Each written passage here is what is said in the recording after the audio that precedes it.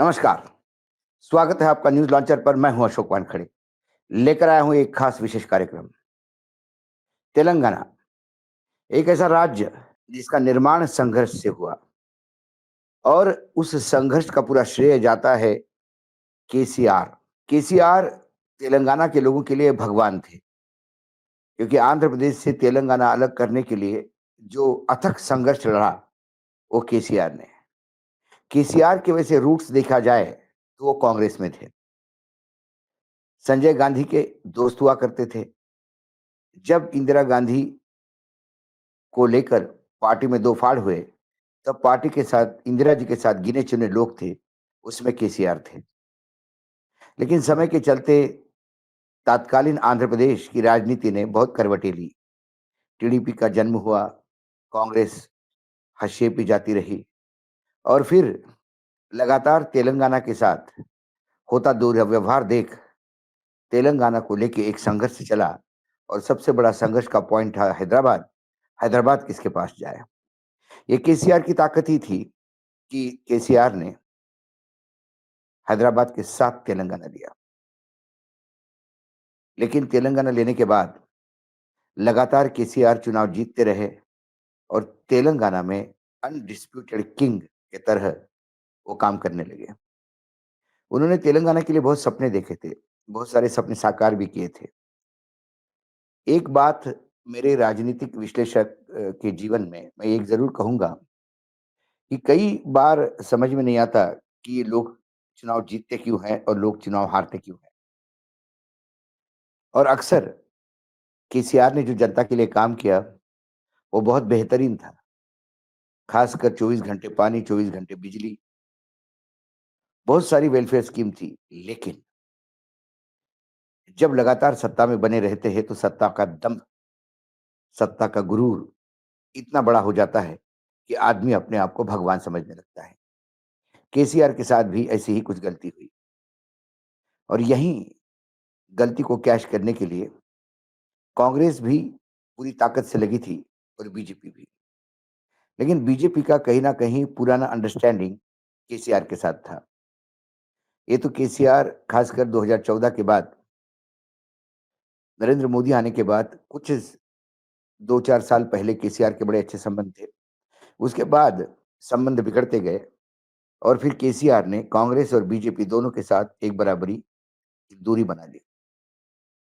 लेकिन इसी बीच केसीआर का जो जनता का हीरो था, जो जनता के बीच से उपजा हुआ एक नेतृत्व था, वो जनता से बहुत दूर हो गया। गिने-चुने लोगों से घिरे हुए केसीआर ने की महत्वाकांक्षा अब नेशनल लेवल पे छा गई। टीआरएस, तेलंगाना राष्ट्रीय समिति, अब वो बीआरएस हो गई, भारतीय राष्ट्र समिति। राष्ट्रीय स्तर पे पार्टी लॉन्च की और शायद यही कारण रहा कि तेलंगाना के लोगों से केसीआर दूर गए और लोगों ने उनको सत्ता से बाहर कर दिया। सत्ता से बाहर होने के बाद वो अभी भी डिप्रेशन की स्थिति में है। जो केसीआर में आग दिखती थी, वो बिल्कुल राख हो चुकी है। दूसरी ओर कांग्रेस की भ्रष्ट सरकार, नाकारा सरकार लगातार एक वैक्यूम क्रिएट कर रही है, जिसकी जगह केसीआर फिर वापस ले सकते हैं। लेकिन पार्टी इनएक्टिव मोड में है।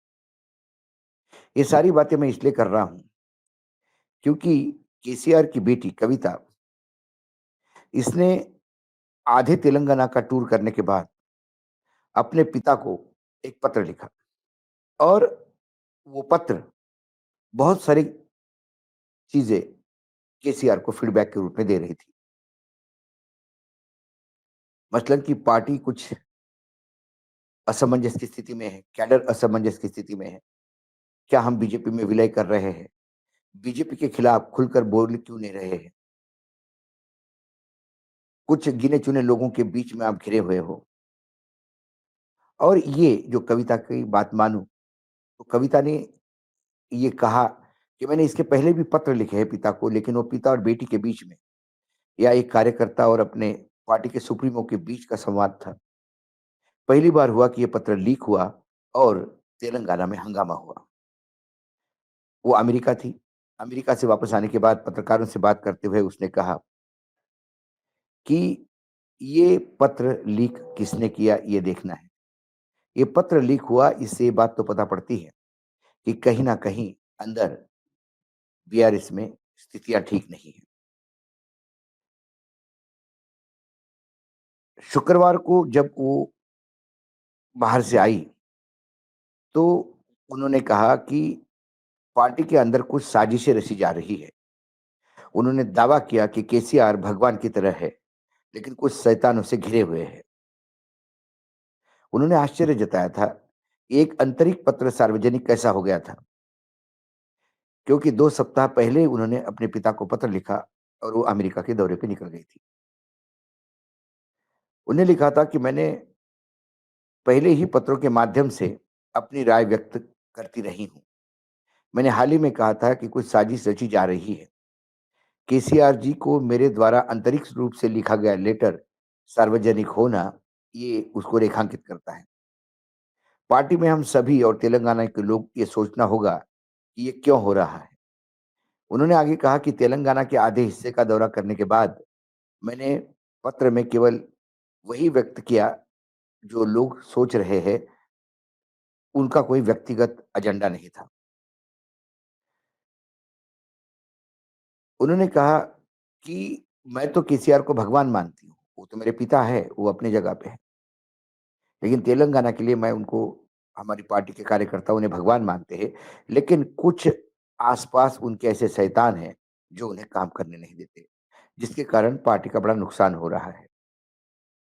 मैं उनकी बेटी हूँ, अगर मेरे द्वारा आंतरिक रूप से लिखा गया पत्र सार्वजनिक हो गया, तो अन्य लोगों के भाग्य के बारे में बहस करनी होगी। कविता ने लिखा था कि 27 अप्रैल को हनुमाकोंडा जिले में आयोजित बीआरएस की रजत जयंती बैठक में केसीआर के भाषण में जोर की कमी थी।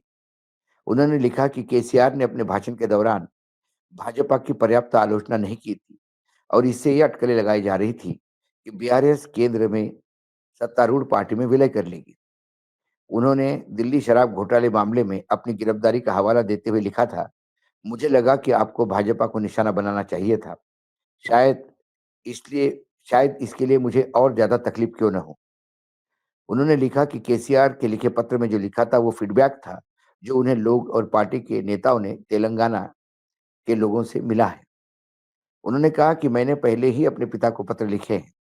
जब भी मुझे फीडबैक देना होता है, मैं पत्र के माध्यम से पिता से संवाद स्थापित करती हूँ।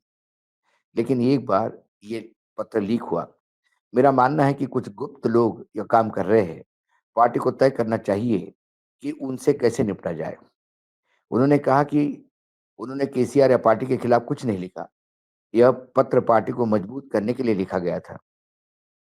मेरे पत्र पार्टी के लीक हो सकता है तो दूसरी की स्थिति पे आप विचार कर सकते हैं। उ अपने पत्र में उन्होंने भाषण के 8 सकारात्मक और 8 नकारात्मक बिंदु गिनाए थे। उन्होंने बताया था कि केसीआर ने भाजपा के बारे में सिर्फ 2 मिनट बात की। केसीआर कांग्रेस की आलोचना का शिकार हो रहे हैं, जिससे उन पर लंबे समय से विधानसभा सत्र में भाग न लेने का आरोप लगाया है। जबकि ऐसी अटकलें लगाई जा रही है कि बीआरएस का भाजपा में विलय हो जाएगा। वहीं कुछ भाजपा नेता सुझाव दे रहे हैं कि केसीआर की पार्टी का कांग्रेस में विलय हो जाना चाहिए। बीजेपी के लोग, खासकर नेता तेलंगाना में ये कह रहे हैं कि ये एक नौटंकी है जो बेटे और बाप के बीच में चल रही है।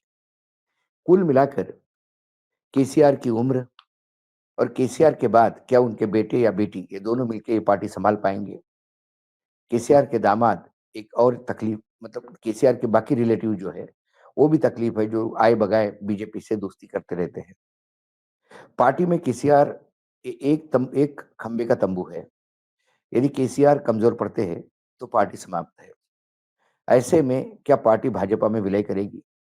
केसीआर की यदि केसीआर को सापनाथ और नागनाथ में चुनना होगा, तो फिर वो बीजेपी को चुनेंगे, क्योंकि कांग्रेस को वो अपना घोर विरोधी मानते हैं।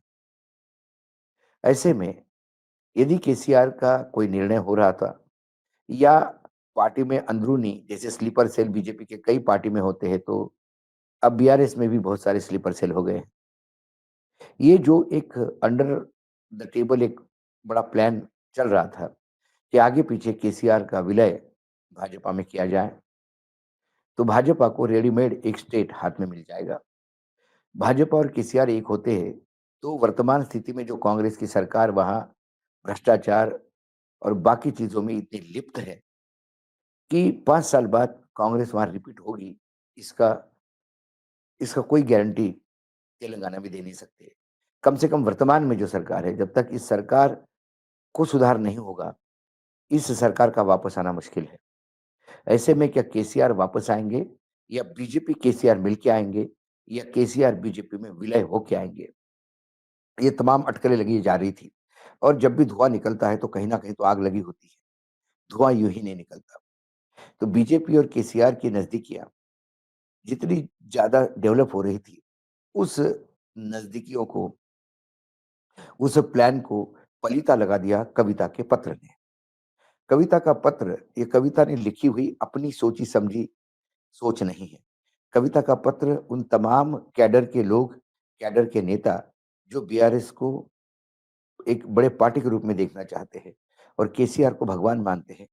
उन्हें लगता है कि भगवान कुछ गलत पंडों के हाथ में फँस गए हैं। उन्होंने राक्षस कहा कि राक्षसों के या दानवों के बीच में मेरा भगवान है। तो ये दानव कौन है? क्या ये बीजेपी के स्लीपर सेल है? या कविता के इस लेट पत्र ने, ये तो पत्र बॉम्ब हो गया, लेटर बॉम्ब हो गया। इसने उस प्लान को वर्तमान में तो पलीता लगा दिया। केसीआर को भी 2 बार सोचना होगा, क्योंकि केसीआर यदि बीजेपी में विलय करते हैं, तो फिर हो सकता है कि ऐसे कई लोग जो बीजेपी में नहीं जाना चाहते, वो फिर कांग्रेस की तरफ अपना मुँह मोड़ लेंगे। क्योंकि वर्तमान में केसीआर की बीआरएस, कांग्रेस और बीजेपी ये 3 ही राजकीय दल वहाँ है। एमआईएम है ओवैसी साहब का, लेकिन वो हैदराबाद या 2-3 पॉकेट में जहाँ मुस्लिम आबादी ज़्यादा है, वहीं तक उनकी प्रेज़ेंस है और वहीं उनका खेल चलते रहता है। मुख्य रूप से बीआरएस, कांग्रेस और बीजेपी ये 3 प्रतिद्वंदी है। तो बीआरएस जो भी डिसीज़न लेगा, उससे कांग्रेस और बीजेपी का भविष्य भी तय होगा। कुल मिला के अभी तो अमित शाह हो या बीजेपी के कोई दूसरे नेता हो जिनने प्लान किया होगा, उसको अभी बैकफुट पे आना होगा, क्योंकि कविता के इस बॉम्ब ने सब प्लान को पलीता लगा दिया। आज इतना ही, फिर आता हूँ किसी विषय के साथ। तब तक के लिए नमस्कार, देखते रहिएगा न्यूज़ लॉन्चर।